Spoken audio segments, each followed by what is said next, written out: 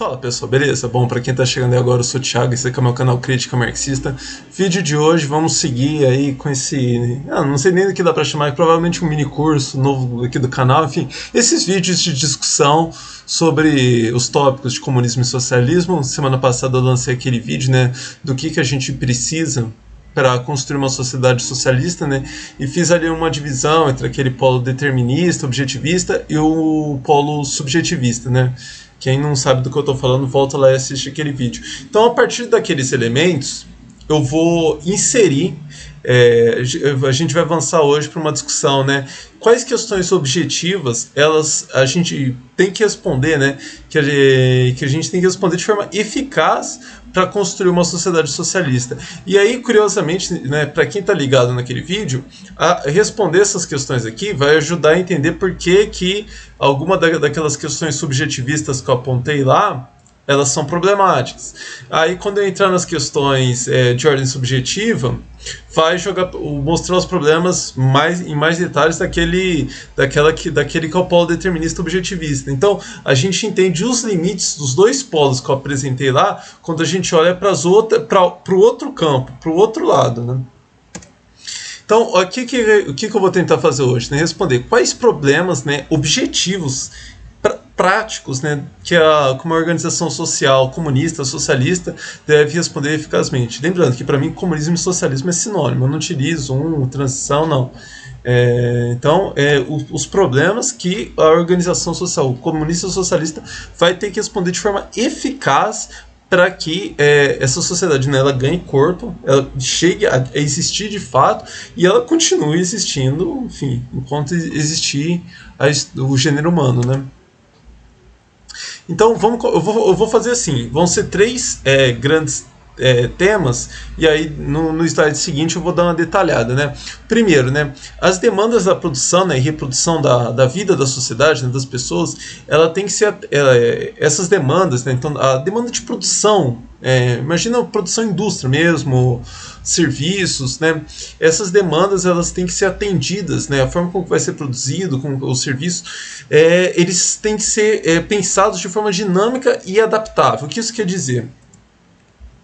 Que a produção e a distribuição da riqueza, ela faz em todos os contextos, ela é assim, né? Mas aqui ela tem que ser muito mais dinâmico em relação ao contexto técnico-científico. Então mudou o contexto técnico-científico, teve um salto tecnológico, aquela hora para repensar tudo, repensar a atividade industrial, os serviços, como que vai ficar essa distribuição, logística, né, a forma com que é feito o transporte e também a divisão da riqueza. De repente, imagina, eu vou entrar nesse tópico mais no final, né, falar como muitos recursos vão ter que ser destinados à atividade científica, né, desenvolvimento técnico-científico.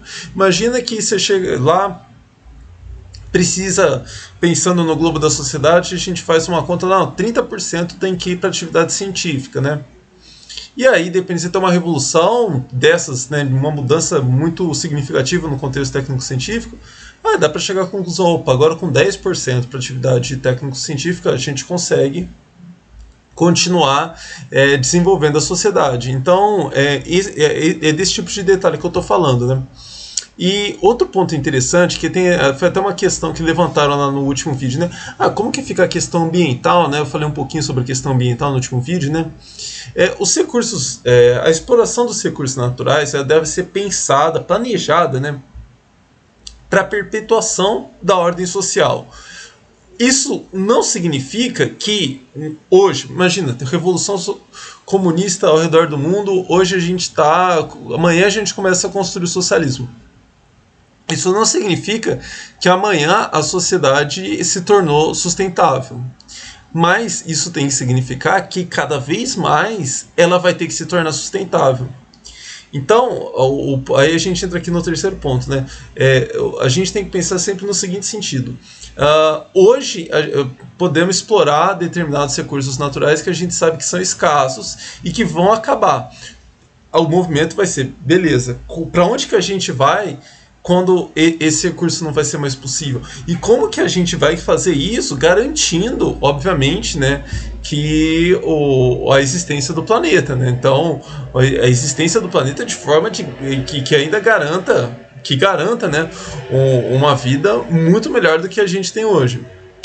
Isso significa, então, esses dois movimentos. O primeiro, que a gente não vai ser uma ordem sustentável da ordem para o dia. Isso pode demorar, inclusive, séculos. Só que tem que ser, ano após ano, mais sustentável do que era no ano anterior. Até chegar a um ponto em que você se torna tão sustentável que aí você pode corrigir, né, a destruição que gerada no passado, né? Então isso aí é uma questão absolutamente vital, só que a resposta é muito mais complexa, né? Ela não é uma resposta assim,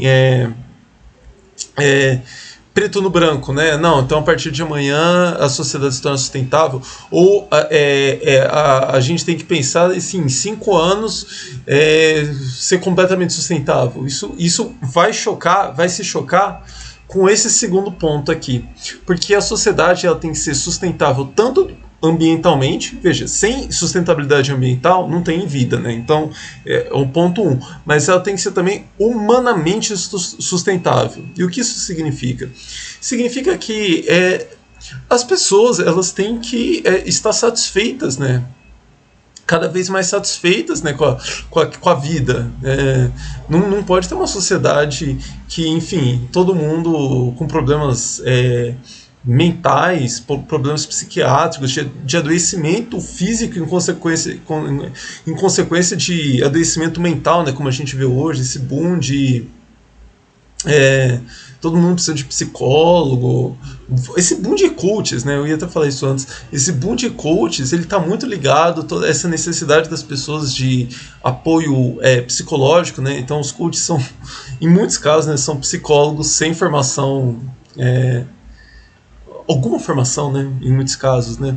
Então, ou pelo menos uma formação profissional na área, né? Mas então não adianta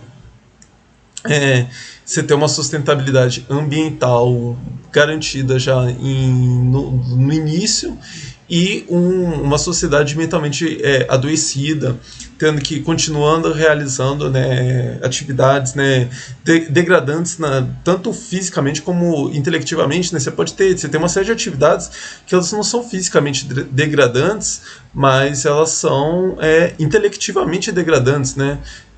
Que não, imagina, tarefas muito repetitivas. Trabalho de escritório, ele fisiologicamente, né, ele gera poucos efeitos, né, tirando que você fica muito tempo sentado na mesma posição, mas imaginando ainda uma rotina que tem ali alguma ergonomia, né? É um trabalho fisiologicamente relativamente tranquilo, mas intelectivamente ele é muito degradante, né? Rotina, fazendo sempre a mesma coisa. Então, essas questões, elas são absolutamente vitais também. Você ter uma solução, não é um problema que se soluciona do dia para a noite, né? Mas é um problema que cada dia, depois de cada ano, você tem que ter respostas melhores, tem que ter respostas mais eficazes, né, para contornar esses problemas. E aí, por que outro ponto que a gente precisa disso, né? Não só para gerar uma sociedade mais feliz, mas para gerar uma sociedade, para permitir, né, o desenvolvimento das aptidões humanas. Porque aí a gente vai cair no terceiro polo, né? Que é na terceira demanda objetiva, né? É que a atividade científica e desenvolvimento tecnológico, trabalhando aqui as duas coisas juntas, né?